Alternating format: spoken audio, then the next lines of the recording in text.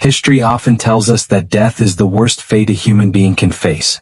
But there are systems in history where survival itself became the punishment. For centuries, African women caught in the Arab slave trade did not simply lose their freedom. They lost their identity, their future, and their right to belong to themselves. What awaited many of them was not a quick end, but a lifetime of controlled existence where escape, dignity, and choice were systematically erased. From the moment of capture, everything familiar disappeared. Villages were raided without warning. Families were torn apart in minutes. Women were separated from children, mothers from daughters, sisters from sisters. The journey that followed was not measured in distance, but in degradation. Forced marches across deserts. Transport by sea under brutal conditions. Many died along the way, but for those who survived, survival marked the beginning of something far worse. Because survival meant ownership. Before we continue, if you believe history should be told without comfort or illusion, take a moment to support the channel. Subscribe to the History Veil, like the video, and share it with those who believe the past must be confronted honestly. Now let's continue. Once sold, African women entered a system designed not for labor alone, but for total control. Unlike men, whose value often lay in physical work, women were absorbed into private spaces. Homes, palaces, harems, places hidden from public view, where oversight was minimal and accountability non-existent. This invisibility was intentional. Inside these spaces, women were renamed. Their languages were suppressed. Their cultural markers erased. Names that connected them to family and ancestry were replaced with labels chosen by owners. Identity was not taken violently. It was replaced quietly. For many, their bodies became state-managed property. Some were forced into domestic servitude, expected to serve silently and flawlessly. Others were absorbed into systems of sexual control, where consent was irrelevant and resistance carried punishment. The system did not require constant violence. It relied on inevitability. A woman who understood there was no escape learned quickly that silence was safer than defiance. Motherhood did not restore humanity. Children born to enslaved women often belonged legally to the owner. A mother could give birth knowing her child was not hers to protect. Sons might be separated early. Daughters faced the same future as their mothers. This generational cycle ensured compliance without constant force. The psychological damage was profound. Living under permanent control required emotional withdrawal. Attachment became dangerous. Hope became liability. Many women survived by shrinking themselves, becoming invisible even within captivity. This was not submission. It was adaptation under constraint. And it lasted for centuries. Unlike systems that ended abruptly, the Arab slave trade persisted across generations. Markets closed slowly. Practices adapted rather than disappeared. When public trade declined, domestic servitude continued behind walls. Women remained unseen, unheard, and undocumented.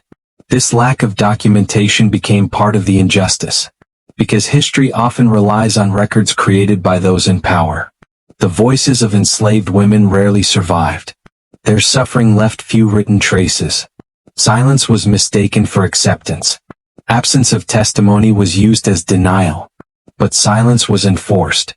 To describe this system as merely slavery is incomplete.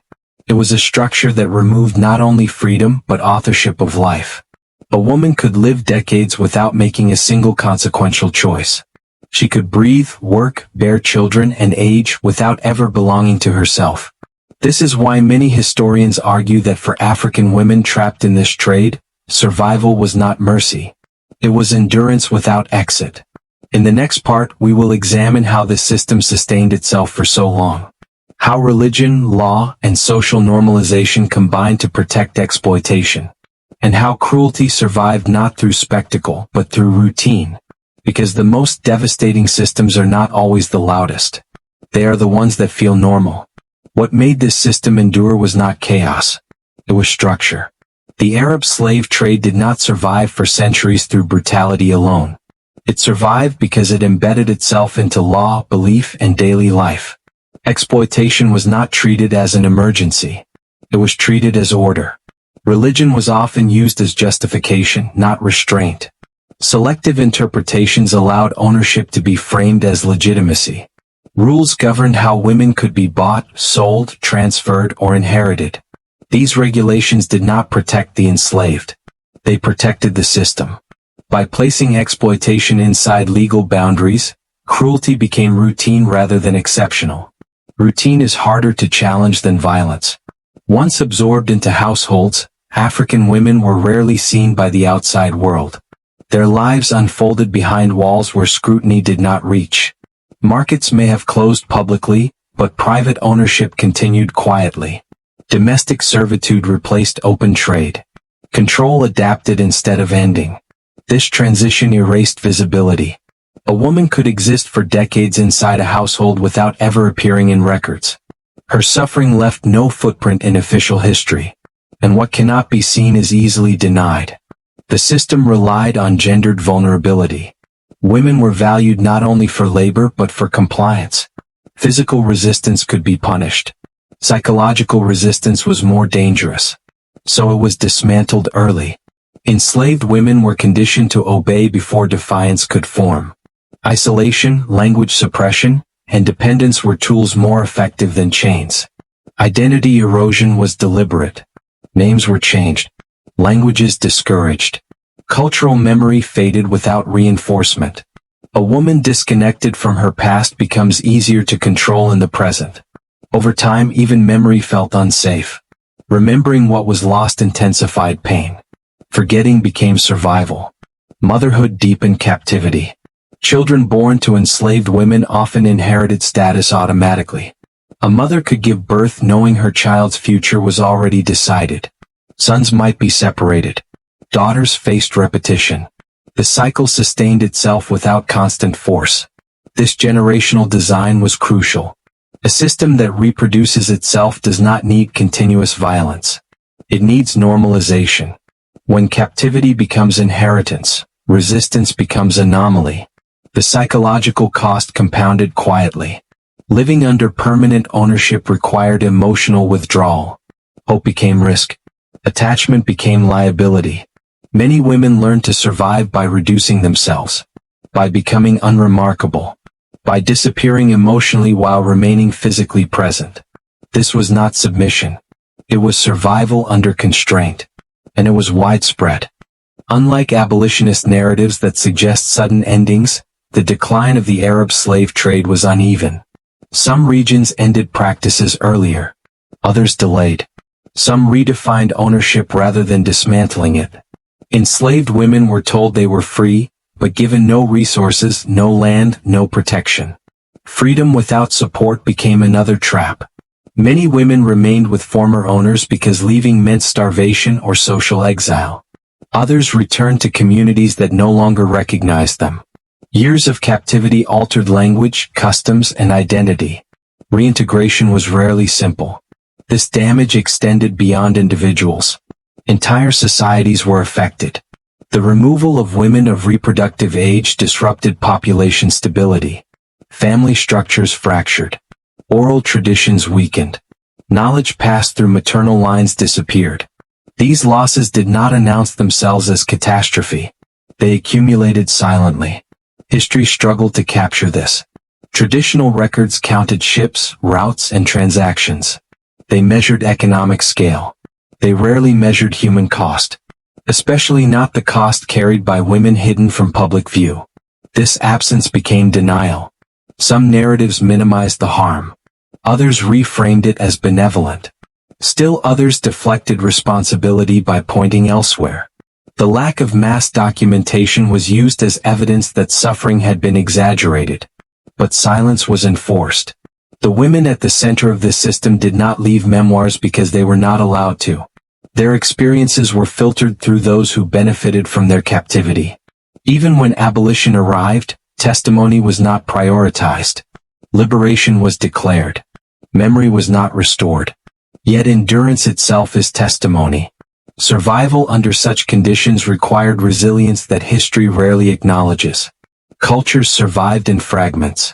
Beliefs adapted. Identity persisted quietly. These women carried memory even when they were denied voice.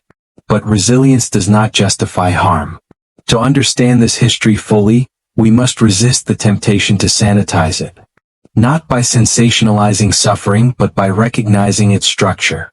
By understanding how systems survive by appearing normal. By seeing how cruelty hides best when it becomes routine. In the final part, we will confront what remembrance looks like now. How modern societies grapple with a past that resists simple narratives. And why acknowledging this history is not about accusation but responsibility. Because the most enduring violence is often the least visible. And invisibility is not innocence. The hardest truth about this history is not how it began. It is how long it was allowed to continue without being remembered. As global pressure mounted in the modern era, the Arab slave trade did not end in a single moment. It receded. Public markets closed. Declarations were signed. But what had been embedded into households did not disappear. It adapted. Domestic servitude proved difficult to dismantle because it was invisible. Women who had spent their lives behind walls were rarely seen by reformers. Their captivity did not involve chains in public streets. It unfolded quietly in kitchens, courtyards, and private rooms where law seldom entered.